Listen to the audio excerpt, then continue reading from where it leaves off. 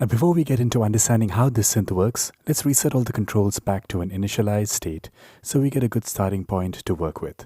Alright, firstly I'm going to turn down the spring reverb level.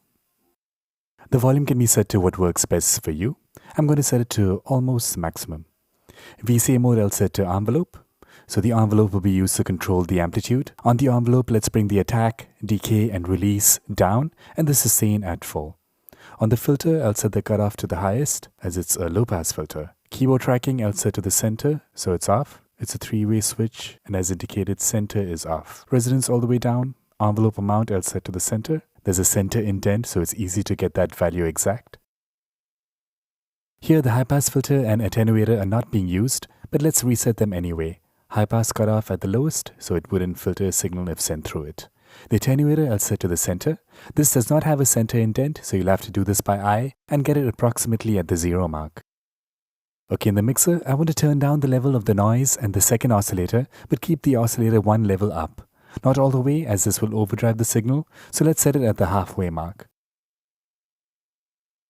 We're not hearing oscillator 2, but let's reset it anyway. I'll set the octave to 16 feet, which is the lowest. The offset I'll set to the center. It again does not snap, so you'll have to approximate this. Waveform I'll set to this triangle shape. I'll also turn off sync, so oscillator 2 is independent of oscillator 1. Oscillator 1 is the one we are hearing, so let's set it also to 16 feet. This one actually goes down to 32 feet, but I want both oscillators at 16 feet. I'll also set the waveform to a triangle shape, so oscillator 1 and 2 are identical. We're not using the modulator yet, but let's reset it too. I'll set it to a sine wave and bring down all these three modulation amount dials. I'll also set its rate to the lowest. The ARP sequencer we are also not using yet, but I'll set its rate to approximately the center. The mode I'll set to ARP, direction to the left, which is order, and octave to 1.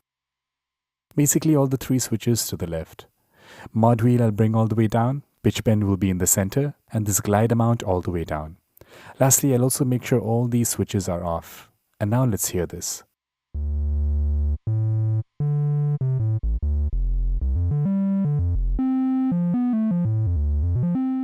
Cool, so basically we get a single oscillator triangle wavetone.